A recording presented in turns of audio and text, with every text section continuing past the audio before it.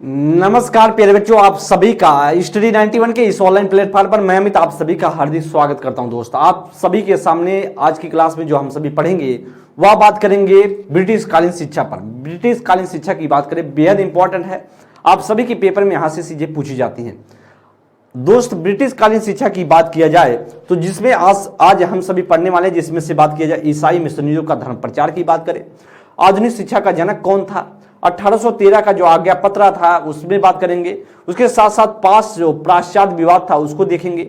उसके साथ साथ बात करें 1833 का जो आज्ञा पत्र है उसको देखेंगे, मैकाले का विवरण पत्र, और उसके साथ साथ बात करें पाश्चात्य विवाद का अंत कैसे हुआ, और उड़ के घोषणा पत्र की बात करेंगे। दोस्त, तो इतने चैप्टर को हम सभी पढ़ने वाले क्लियर करेंगे। सभी बच्चे एक बार सेशन को शेयर करते हुए क्लास को लाइक कर देंगे, बेहतरीन तरीके से सीखेंगे और बेहतर करने की कोशिश भी रहेगी। दोस्त, तो सबसे पहले हम बात करेंगे, एक इन्फॉर्मेशन है। इन्फॉर्मेशन वह है हिंदी इंडिविजुअल क्लास के बारे में बात किया जाए। आप सभी बैच में कंप्लीट कोर्स होगा, बैच में ज्वाइन हो सकते हैं।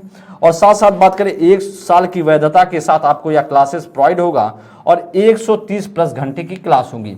दोस्त, बात करें 2 नंबर आप सभी के सामने दिया गया, इस पर आप सभी संपर्क कर सकते हैं, कोई भी दिक्कत हो। बात करेंगे, अब हम सभी बात करेंगे जो ब्रिटिश कालीन शिक्षा है। ब्रिटिश कालीन शिक्षा की बात करें तो दोस्त, यहां से क्वेश्चन आप सभी के पेपर में पूछे गए हैं। ध्यान देंगे, कहा कि बात करें डच कंपनियों ने सबसे पहले भारत में शैक्षिक प्रयास किए।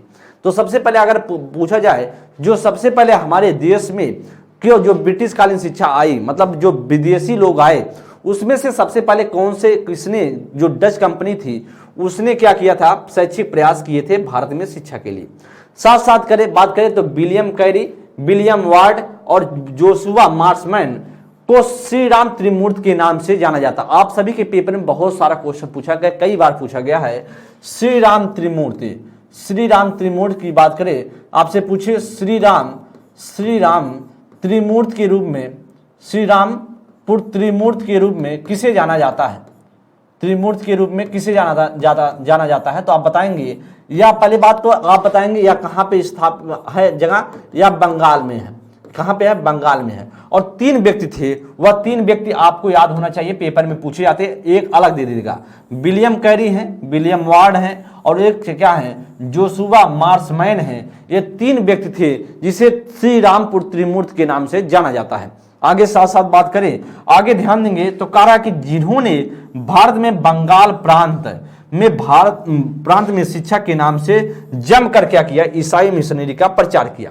तो ये 3 व्यक्ति थे जिन्होंने ईसाई मिशनरियों का प्रचार प्रसार, ईसाई धर्म का प्रचार प्रसार करते थे और ईसाई मिशनरी कहे जाते थे। और बाद में लॉर्ड मिंटो ने इन्हें क्या कर दिया, इन्हें बंद करा दिया। मतलब जो ईसाई मिशनरियों का धर्म प्रचार था, या बाद में मिंटो ने क्या किया था, बंद करा दिया था। तो ये तीनों नाम आपके पेपर में बहुत बार पूछे गए हैं। इन तीनों नामों को आपको दिमाग में रखने की जरूरत है। बंगाल प्रांत में प्रचार प्रसार करते थे धर्म का। बात करें भारत में अंग्रेजी शिक्षा का सूत्रधार, आपसे पूछे कि सूत्रधार या भारत में आधुनिक शिक्षा का जनक कौन है, वेरी इंपॉर्टेंट पॉइंट है। तो आप बताएंगे दोस्त, वह कौन होता था, वह कौन है, चार्ल्स ग्रांट है। कौन है? आपसे पूछे कि किसे बोला जाता आधुनिक शिक्षा का जनक, तो आधुनिक शिक्षा का जनक वह बोला जाता चार्ल्स ग्रांट को बोला जाता, जिसने भारत में सबसे पहले अंग्रेजी माध्यम से शिक्षा दिए जाने का पंचसूत्री क्या किया, कार्यक्रम तैयार किया। आपसे पूछा जाए पंचसूत्री कार्यक्रम, जो सबसे पहले अंग्रेजी शिक्षा के माध्यम से पंचसूत्री कार्यक्रम किसने तैयार किया था, तो आप बताएंगे चार्ल्स ग्रांट ने तैयार किया था। और उसके साथ साथ बात करें, यह भी ध्यान देना है कि आधुनिक शिक्षा का जनक कौन था, तो आप बताएंगे चार्ल्स ग्रांट था। वेरी इंपॉर्टेंट, इसे आप समझिए। आगे हम बात करेंगे दोस्त, कह रहा है कि भारत में विद्यालयों की स्थापना, सबसे पहले यह 5 जो थे, 5 जो पंचसूत्री कार्यक्रम था, या 5 सूत्री कार्यक्रम, भारत में विद्यालयों की स्थापना, अंग्रेजी शिक्षा, अंग्रेजी माध्यम से शिक्षा, उसके साथ साथ अंग्रेजी साहित्य की शिक्षा, अंग्रेजी ज्ञान विज्ञान की शिक्षा और ईसाई धर्म का प्रचार। ये 5 क्या थे, पंचसूत्री कार्यक्रम चार्ल्स ग्रांट ने तैयार किया था। और यही पेपर में पूछा जाता है पंचसूत्री। इसमें से 3 रहेंगे और 1 नहीं रहेगा, इस तरीके से क्वेश्चन बनते हैं। आगे हम बात करें तो लिखा गया, ध्यान दें कि भारत में आधुनिक शिक्षा का जनक किसे बोला जाता है, चार्ल्स ग्रांट को बोला जाता है। यह वेरी इंपॉर्टेंट लाइन है। आगे दोस्त बात करेंगे तो कह रहा कि 1813 का आज्ञा पत्र की बात करें। 1813 का जो आज्ञा पत्र आया, चार्टर एक्ट आया, तो आप जानते हैं हर 20 वर्षों के बाद चार्टर एक्ट आता था। तो 1813 का चार्टर एक्ट आया, उसमें बात करेंगे क्या क्या बातें कही गई थी। भारत की शिक्षा की बात करें तो ध्यान देंगे, उसमें बात किया जाए तो आप भारत में यूरोप की किसी भी ईसाई मिशनरियों को धर्म प्रचार करने की छूट थी। मतलब इसमें 1813 का आज्ञा पत्र में लिखा गया किसी भी भारत में किसी भी बात करे वह किसी भी ईसाई मिशनरी को क्या होगा, धर्म प्रचार अपना कर सकता, कोई दिक्कत नहीं है, छूट दे दिया गया था।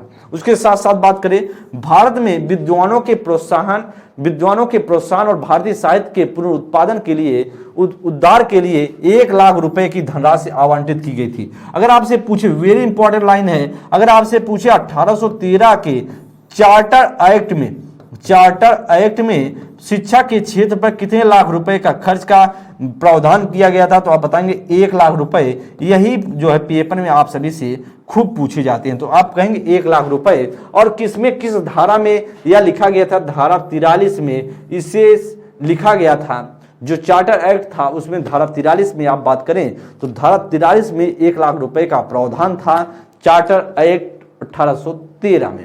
आगे ध्यान देंगे दोस्त, आगे बात करें, आगे समझेंगे। करा कि प्राश्चात विवाद की बात करें। क्या होता है प्राश्चात विवाद?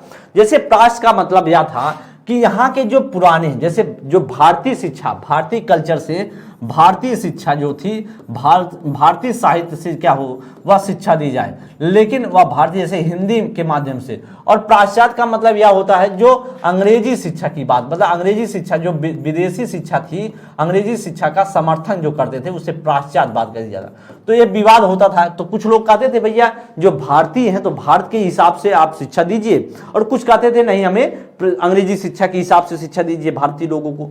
तो वही पाश्चात्य विवाद था। इसमें बात किया धारा 1813 की धारा 43 में भारतीय विद्वान और साहित्य शब्द का अर्थ स्पष्ट न होने के कारण पाश्चात्य विवाद का जन्म हुआ। मतलब पैसे कैसे खर्च हो, यही 1 लाख रुपए आया 1813 के चार्टर एक्ट में। समझ में ही नहीं पा रहे थे कहां पैसा खर्च किया जाए। तो प्राश्चवादियों का क्या मानना था, इसे हम समझते। जैसे आप पाश्चात्यवादी हमने देखा, उसमें देखे प्राश्चवादियों का क्या मानना था।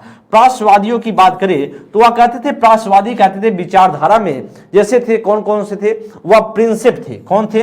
प्रिंसेप थे, विल्सन थे और लॉर्ड मिंटो थे। तो यह भारतीयों के हिसाब से शिक्षा का समर्थन थे। ये प्रिंसेप हो गए, विल्सन हो गए, मिंटो हो गए। जैसे लोग ये थे कि जो धनराशि भारतीय साहित्य अर्थात अरबी संस्कृति साहित्य को बढ़ावा देने के लिए खर्च करना चाहते थे।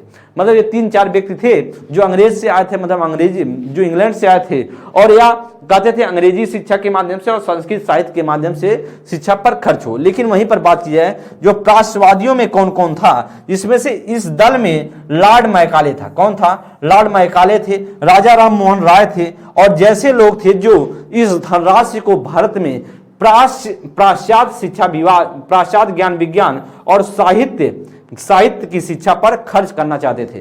तो आप किसे पूछे पाश्चात्य विवाद क्या था, तो पैसे कैसे खर्च हो यही स्पष्ट नहीं हो पाता था, यह विवाद उत्पन्न हो गया। चलिए लेकिन बात करें जो 1 लाख रुपए की बात किया जाए, जो 1 लाख रुपए था वह किसी तरह पाश्चात्य विवाद के ऊपर इसी तरह खर्च हो गया, उसमें ज्यादा विवाद नहीं हुआ। 1 लाख रुपए तो कम था, किसी तरह उसका निपटारा तो हो गया धारा 43 का। लेकिन आगे जब चलते हैं, आगे चलेंगे, जब आएगा 1833 का चार्टर एक्ट, तब फिर दिक्कत फिर फंसेगा। तो अब बात करेंगे 1833 का आज्ञा पत्र बात करेंगे, 1833 का चार्टर एक्ट की बात करेंगे, बेहद इंपॉर्टेंट है। अभी तक जो बात किया 1 लाख रुपए वाला, वो तो किसी तरह का उसका निपटारा हो गया, लेकिन फिर से आप क्या होगा, यहाँ पैसे आएगा 1800। तो मैंने आपको बताया हर 20 सालों के बाद चार्टर एक्ट आता था। उसी प्रकार से बात करें अब क्या इसमें हुआ, शिक्षा की धनराशि कि 1 लाख रुपए को बढ़ा करके अब क्या कर दिया गया, 10 लाख रुपए कर दी गई। अगर आपसे पूछे कि चार्टर एक्ट 1833 में जो पैसा आया कितना, तो आप बताएंगे 10 लाख रुपए आया था। उसके खर्च करने की बात कहां पे की जाए, इसका फिर से विवाद हो गया। तो बात किया जाए गवर्नर जनरल की कार्यकारिणी समिति में एक कानून सदस्य जोड़ा गया।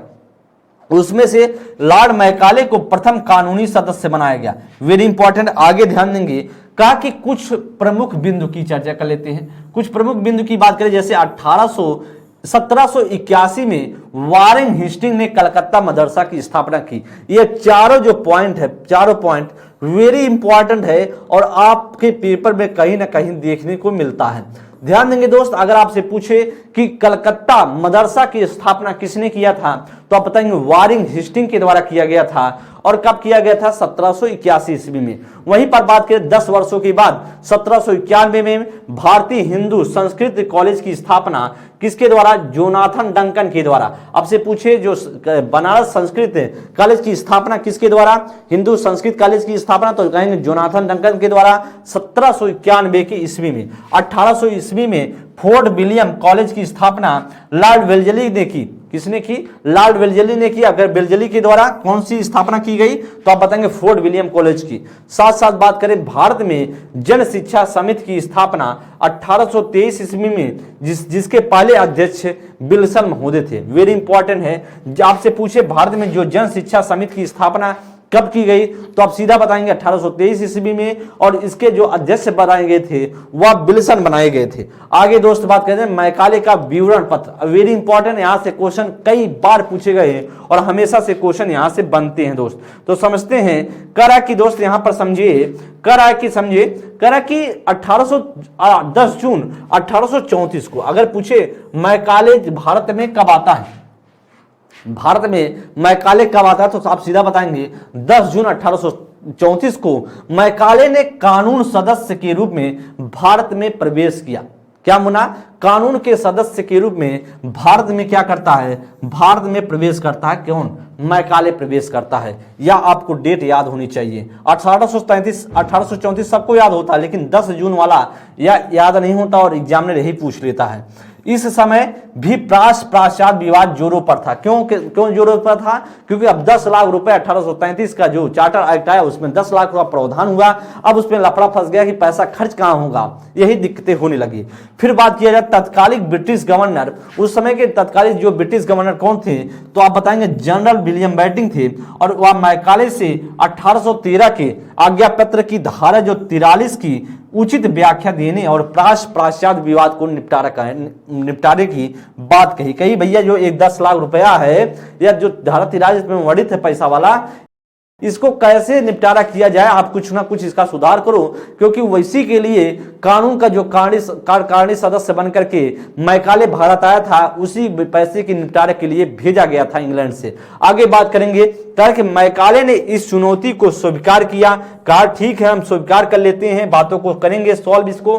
कहा कि 1813 के आज्ञा पत्र की धारा 43 और प्राश्चात विवाद का गहरा अध्ययन करने के बाद 2 फरवरी 1835, वेरी इंपॉर्टेंट है, आपसे पूछा जाए कि जो मैकाले ने प्राश्चात जो विवाद था उसका जो विवरण पत्र कब प्रस्तुत किया, तो आप कहेंगे 2 फरवरी 1835 को। भारत कब आया था? वेरी इंपॉर्टेंट, लिख देते हैं एक बार फिर से हम। अगर आपसे पूछे भारत कब आया मैकाले, तो आप बता देंगे मैकाले भारत आया था 10 जून 1834 को आया। अगर आपसे पूछे वह बात किया जाए कब अपना विवरण पत्र प्रस्तुत किया, तो विवरण पत्र वेरी इंपॉर्टेंट है, या ध्यान देंगे 2 फरवरी 1835 को किया। वेरी इंपॉर्टेंट 2 पॉइंट है, इस पॉइंट को ध्यान देंगे दोस्त। तो अपना प्रसिद्ध विवरण पत्र किसको प्रस्तुत करता है? विलियम बेंटिंग को पास भेज देता था। किसके पास? विलियम बेंटिंग के पास भेजता है। इन सारे पॉइंट को आपको दिमाग में रखने की जरूरत है दोस्त। आगे हम चलते हैं कि विवरण की प्रमुख बातें, विवरण की कुछ प्रमुख बातों पर हम चर्चा करते हैं। इस विवरण में क्या क्या प्रमुख बातें थी इसको हम देखेंगे। बात किया जाए, बोला गया कि धारा 43 में वर्णित जो धनराशि है गवर्नर जनरल अपनी इच्छा से खर्च कर सकता है। क्या बोला? विवरण पत्र में क्या लिखा गया? विवरण पत्र जो धारा 43 था, जो जब प्रस्तुत प्रत्यावेदन जो है विलियम बेंटिंग को जब प्रस्तुत करता है कौन? मैकाले, तो विवरण पत्र में क्या क्या लिखा था इसको थोड़ा सा ध्यान देंगे। वह लिखा था धारा 43 में वर्णित जो धनराशि है वह कैसे खर्च होगा? गवर्नर जनरल अपनी इच्छा से खर्च करेगा, कोई दिक्कत नहीं, चाहे वह प्राश्च पे करे या प्राश्चात पर करे, वह गवर्नर जनरल पर डिपेंड करेगा, जैसा उसका मन करेगा वैसा वह पैसा खर्च करेगा। हम इसके लिए किसी भी शर्त से बाध्य नहीं है, मतलब यह कहां से खर्च होगा इसके लिए शर्त कोई नहीं है, शर्त हम नहीं रखेंगे, बस गवर्नर जनरल के ऊपर यह डिपेंड करेगा कैसे वह खर्च करना चाहता है। बात करें भारतीय विद्वान का अर्थ संस्कृति का पंडित या विद्वान या अरबी फारसी या मौलवियों से नहीं है, उसका मतलब था कि यह मौलवियों से नहीं अपितु भारत के उन लोगों से भी है जो अंग्रेजी शिक्षा से पढ़ना चाहते हैं। तो वह कहा, मैकाले ने कहा कि भैया हम सिर्फ अरबी फारसी साहित्य से पढ़ने वाले के लिए ही शिक्षा हम नहीं दे सकते, उसके साथ साथ जो अंग्रेजी शिक्षा भी पढ़ना चाहते हैं, माध्यम से पढ़ना चाहते हैं, उनके लिए भी हम ख्याल रखेंगे। अदरवाइज सबको हम अंग्रेजी फारसी पढ़ाएंगे तो फिर दिक्कतें हो जाएंगी। इसलिए वह मैकाले भी कहा कि अब विलियम जो गवर्नर जनरल के ऊपर डिपेंड करेगा पैसे कैसे खर्च होगा, इसीलिए सीधा बोल दिया वह अपने ऊपर डिपेंड करता है, जहां पर खर्च करना चाहे वहां पर खर्च कर सकता है। बात किया धारा 43 में वर्णित जो साहित्य शब्द का अर्थ संस्कृति या अरबी फारसी साहित्य नहीं है, अपितु इसमें जॉन मिल्टन है कि कविताएं एवं लॉक के दर्शन भी शामिल है। उसने कहा कि जो साहित्य भैया वह सिर्फ साहित्य की बात करें, जो साहित्य शब्द का मतलब समझे वह सिर्फ अरबी फारसी साहित्य का मतलब नहीं है। उसके साथ साथ कहा कि जो जॉन मिल्टन है, अब जानते हैं जॉन मिल्टन इंग्लिश साहित्य के लिटरेचर के जो एक कवि बोले जाते हैं, और उसके साथ साथ और बाद में जॉन लॉक भी, ये सभी बोले जाते हैं। आगे बात करेंगे अंग्रेजी माध्यम के शिक्षा पक्ष में तर्क क्या दिया। कहा कि अंग्रेजी माध्यम के पक्ष में तर्क व मैकाले क्या देता है, इसे समझिए। मैकाले के अनुसार भारतीयों को अंग्रेजी माध्यम से पढ़ाया जाए। अब वह कुछ तर्क देता है, कहता भैया इसमें तर्क लिखता है क्यों अंग्रेजी माध्यम से शिक्षा पढ़ाई जाए। तो कहा कि अंग्रेजी माध्यम से पढ़ाया जाए, जिसके पक्ष में मैकाले ने निम्नलिखित तर्क दिया। कहा कि क्योंकि अंग्रेजी शासकों की भाषा है। सबसे पहले कहा भाई कि अंग्रेजी जो भाषा है वह शासकों की भाषा है, इसलिए पढ़ाई जाए। क्यों? क्योंकि शासकों की भाषा है। फिर दूसरे की बात कहा कि ब्रिटिश सरकार में नौकरी के लिए जरूरी है। बात किया जाए जो ब्रिटिश, देखिए आपका भारतीय जो ब्रिटिश लोग आपके अपने देश में शासन कर रहे थे, इसलिए कहा कि जो नौकरी अगर चाहते हैं तो अगर नौकरी आपको लेनी है तो जब तक आप अंग्रेजी की ज्ञाता नहीं रहेंगे, अंग्रेजी के जानकार नहीं रहेंगे, फिर आपको कैसे नौकरी मिलेगी, इसीलिए वह कहा।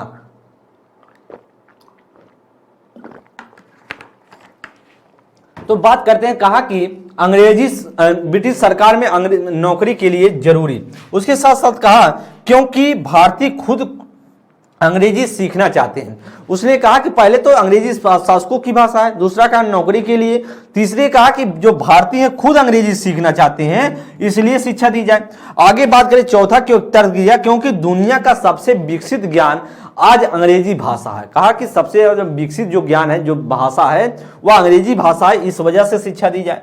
यह एक तर्क रखा। उसके साथ साथ एक तर्क और रखा, क्योंकि आज भी भारत में कोई एक भाषा नहीं बोली जाती है जिससे माध्यम से हम बना लिया जाए। तो कहा कि भारत में कोई लैंग्वेज है नहीं जो एक मतलब पर्टिकुलर उसी लैंग्वेज को हम मान लिए जाए कि इसी भाषा से हम सबको पढ़ाएंगे, तो इसलिए दी जाए। तो मतलब भारत में कोई एक विशेष भाषा है नहीं, एक तो यह रखा। उसके साथ साथ नौकरी के लिए कहा।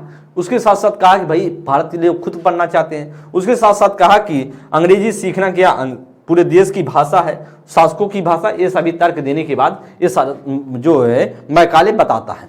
आगे हम बात करें मैकाले के अन्य कथन की बात करें। मैकाले के कुछ अन्य कथन की मैं बात करता हूं, ध्यान देंगे। मैकाले ने भारतीय साहित्य एवं ज्ञान विज्ञान का मजाक उड़ाते हुए कहा, वह जो भारतीय जो ज्ञान विज्ञान है उसका मजाक उड़ाता था मैकाले।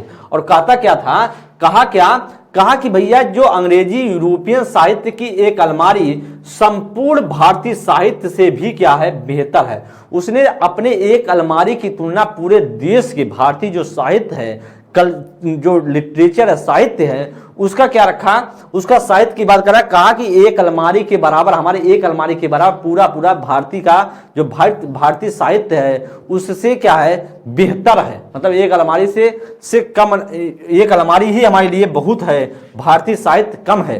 तो ऐसा मानता था कि मतलब एक अलमारी संपूर्ण भारतीय साहित्य से भी क्या है, बेहतर है। ज्यादातर लोगों को थोड़ा ज्ञान देने से अच्छा है। वह कहते थे भाई सबको ज्ञान हम क्यों दें, उन्हीं को दें जो हम कुछ लोगों को, चुनिंदा लोगों को ज्ञान दें। मैकाले कहता था। मतलब ज्यादा थोड़ा ज्ञान देने से अच्छा है, मतलब ज्यादा लोगों को थोड़ा ज्ञान देने से अच्छा है कि थोड़े लोगों को उच्च वर्गीय है, जो थोड़े लोगों को जो उच्च वर्गीय हैं ज्यादा ज्ञान दिया जाए। कहा कि सबको हम ज्ञान देंगे तो कम पड़ जाएगा ज्ञान, और हम कुछ लोगों को ज्ञान देंगे, लिमिटेड लोगों को देंगे जो उच्च वर्गीय लोग हैं, तो हम अच्छे से ज्ञान दे जाएंगे। तो कहा कि ज्यादा ज्ञान दिया जाए, कहा कि ज्यादा लोगों को थोड़ा ज्ञान देने से अच्छा है कि थोड़े लोगों को, उच्च वर्गीय लोगों हैं जहां ज्यादा ज्ञान दिया जाए, ताकि शिक्षा इन थोड़े लोगों से क्या हो, छन छन कर बूंद बूंद निचले लोगों तक पहुंचे। कहा कि छन छन के बूंद बूंद निचले लोगों तक पहुंचेगा। जैसे मतलब उच्च वर्गीय लोगों को शिक्षा दी जाएगी तो छन छन के नीचे आएगा, वही जो निचले वर्गीय लोग हैं, निम्न वर्गीय लोग हैं, उनको क्या मिलेगा, शिक्षा मिलेगा। तो इससे कंपनी के कंधे पर भार नहीं पड़ेगा। कहा कि कंपनी के कंधे पर भार नहीं पड़ेगा। क्यों? क्योंकि जब उच्च वर्गीय लोगों को दी जाएगी तो वह धीरे धीरे छन छन के आएगा। और इस नीति को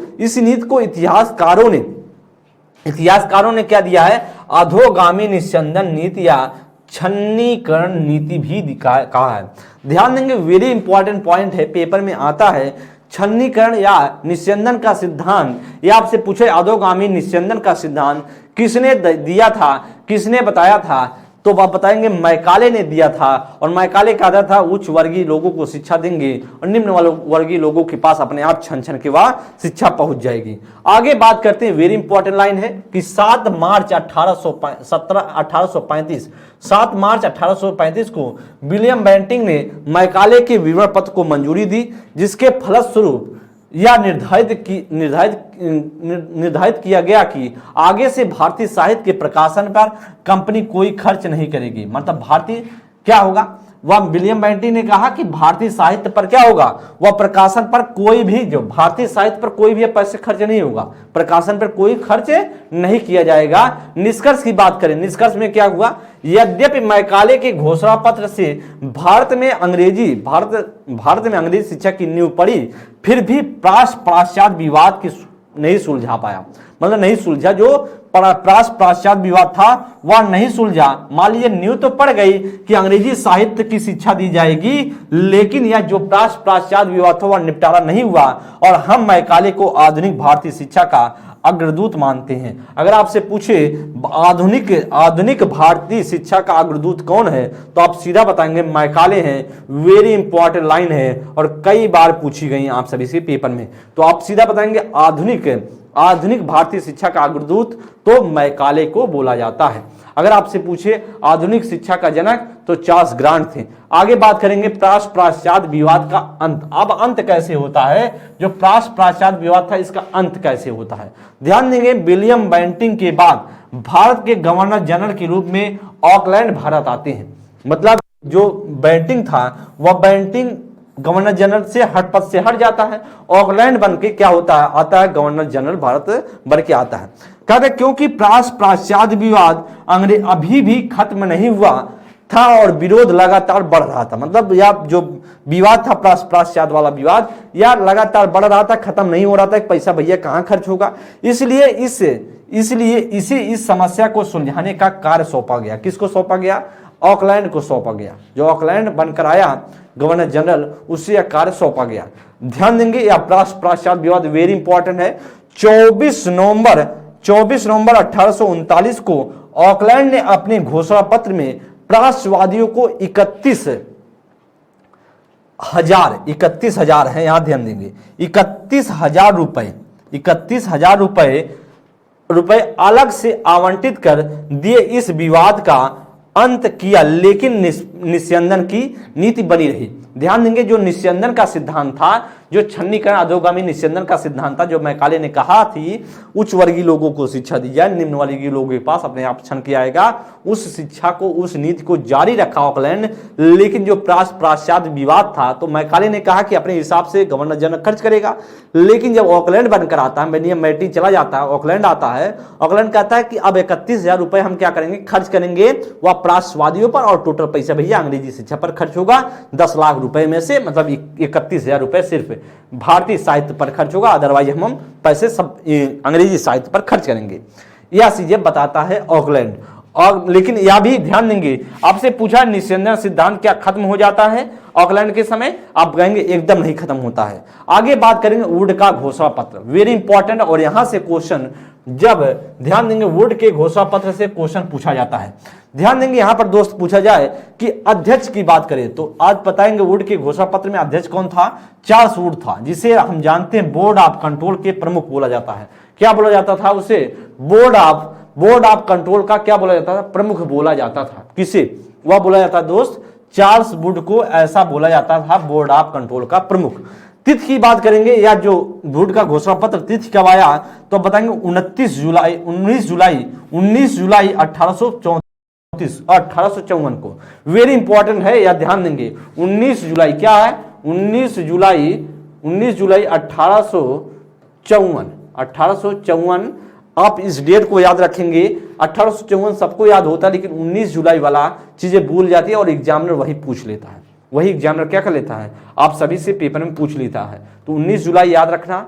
जैसे आपने देखा कि मैकाले कब आया था, 10 जून 1834 को आया था, उसे 2 फरवरी 1835 को प्रत्यावेदन दिया, वैसे आपको डेट याद रखना है कि 19 जुलाई 1854 को क्या है, वुड का घोषणा पत्र या प्रमुख अध्यक्ष या मत गठन किया जाता है वुड की घोषणा पत्र।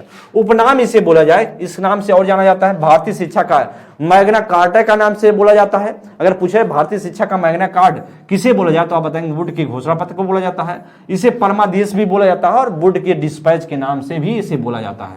आज बात करें इसमें क्या विस्तार की बात करें तो इसमें कितने विस्तार थे, 100 अनुच्छेद थे। कितने अनुच्छेद थे, 100 अनुच्छेद की बात की गई थी इसमें चार्ल्स वुड वाले में।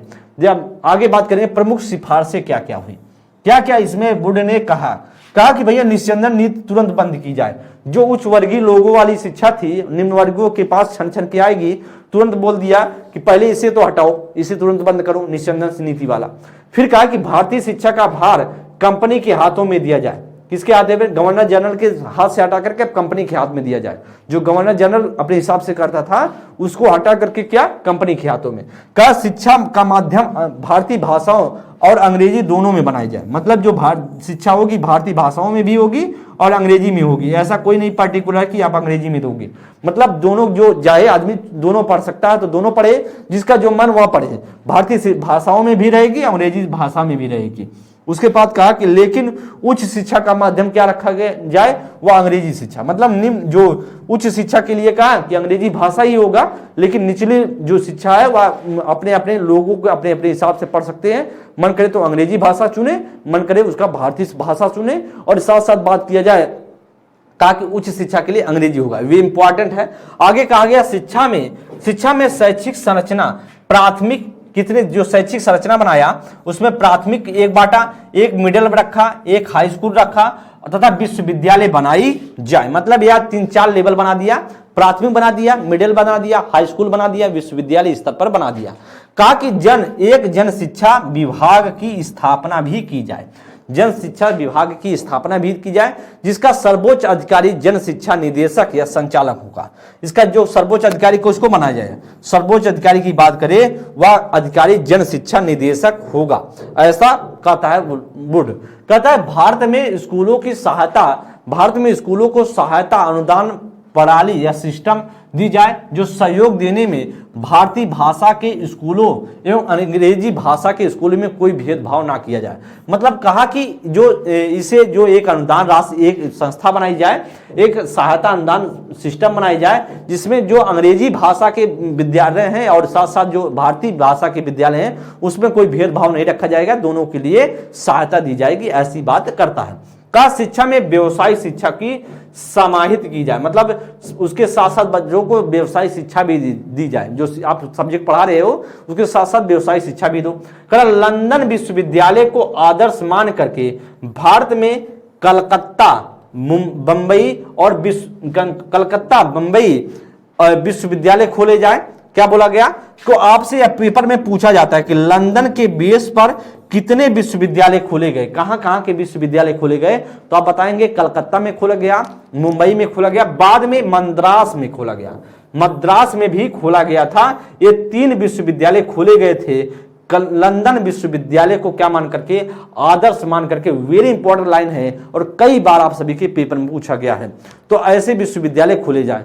बोला गया कि महिलाओं की शिक्षा को बढ़ावा दिया जाए। बोर्ड ने कहा कि महिलाओं को शिक्षा भी दी जाए और साथ साथ महिलाओं के लिए स्कूल चलाने वाली संस्थाओं को उचित अनुदान दी जाए। कहा कि जो महिलाओं के लिए पर्टिकुलर स्कूल बने हैं, महिला विद्यालय हैं, उनके लिए पर्टिकुलर अनुदान राशि का प्रावधान किया जाए, अनुदान उनको भी दी जाए। तो भारतीय भाषा वालों को दी जाए, उसके साथ अंग्रेजी भाषा वाले विद्यालयों को दी जाए, उसके साथ साथ कहा जो स्त्री वाले विद्यालय हैं, जो स्त्री शिक्षा को बढ़ावा दे रहे हैं, उनको भी अनुदान राशि दी जाए। आगे ध्यान देंगे दोस्त, आगे बात कर रहा है कि सरकार धीरे धीरे अपने खर्चे को, कहा कि सरकार धीरे धीरे अपने खर्चों को शिक्षा पर कम करके सरकारी स्कूलों को धीरे धीरे या तो अनुदान प्रणाली पर लाया जाए या फिर उन्हें बंद किया जाए।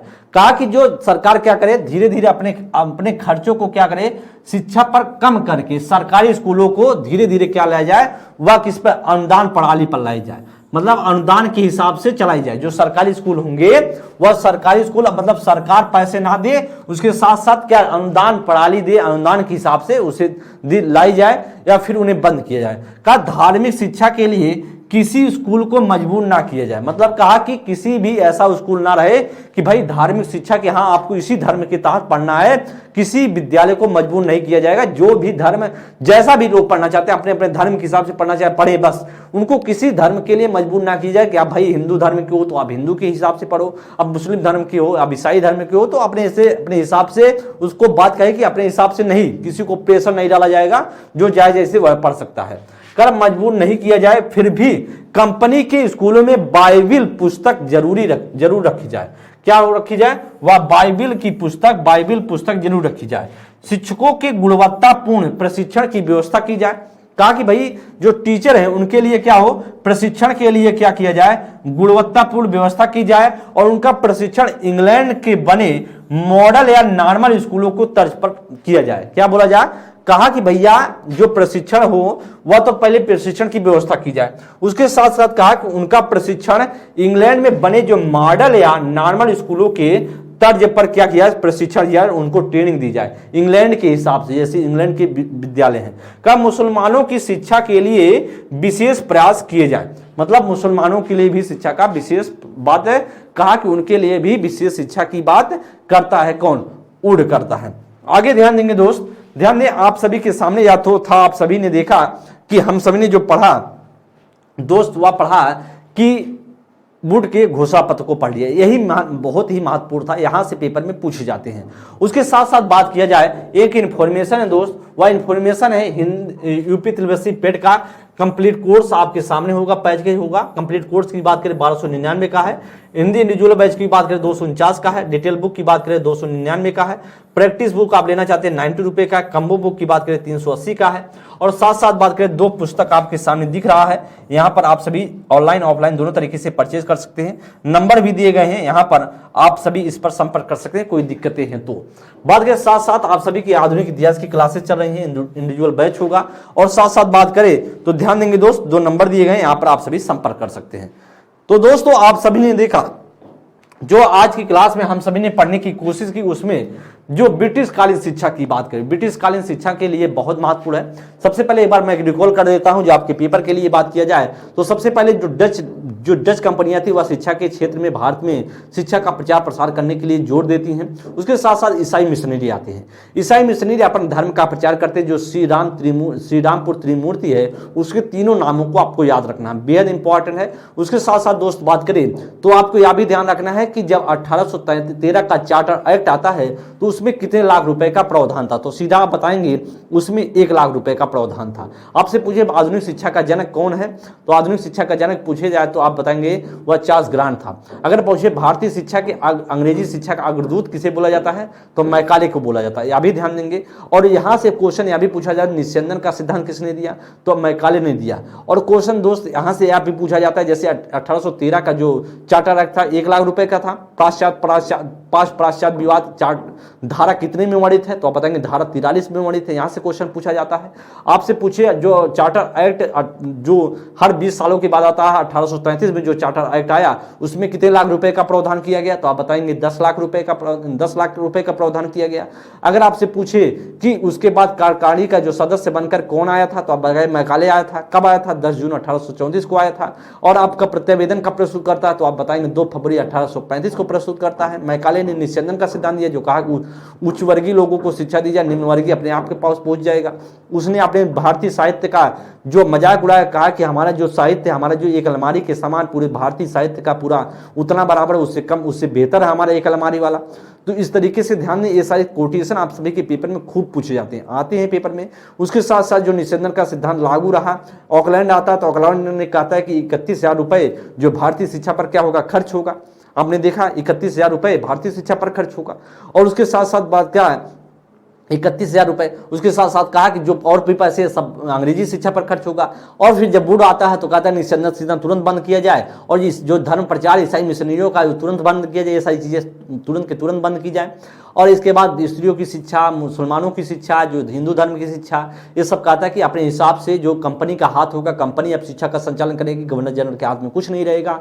और अलग अलग लेवलों के लिए अलग अलग शिक्षा का प्रावधान किया, जैसे उच्च वर्गीय के लोगों की शिक्षा के लिए कहा कि अंग्रेजी भाषा में शिक्षा दी जाए। तो ये सभी सारे कॉन्सेप्ट आप सभी के पेपर में पूछे जाते हैं। जो मैग्ना कार्टा पूछा जाए तो आप बताएंगे कि वुड के घोषणा पत्र को बोला जाता है। तो दोस्तों आप सभी के सामने बेसिक चीजें मैं बताने की कोशिश किया हूं, और पेपर में यहाँ से क्वेश्चन पूछे जाते हैं। तो आप सभी ने अच्छे से सीख लिया होगा। मैं कॉन्सेप्ट समझाने का प्रयास किया, एक बार मैंने रिकॉल करने का भी प्रयास करवाया आपको। तो इस तरीके से जो अच्छे पॉइंट है, जो महत्वपूर्ण पॉइंट है, उसे आप नोट कर लेंगे। पेपर में यहाँ से क्वेश्चन पूछे जाते हैं। अगली क्लास में मिलेंगे किसी नेक्स्ट टॉपिक पर। तब तक के लिए दोस्त आप सभी अच्छे से पढ़ते रहें, स्वस्थ रहें, मस्त रहें। और एक बार जब क्लास इन हो जाए तो आप सभी पॉजिटिव कमेंट करने की कोशिश कीजिएगा। तब तक के लिए दोस्त बहुत बहुत धन्यवाद। थैंक यू, नमस्कार।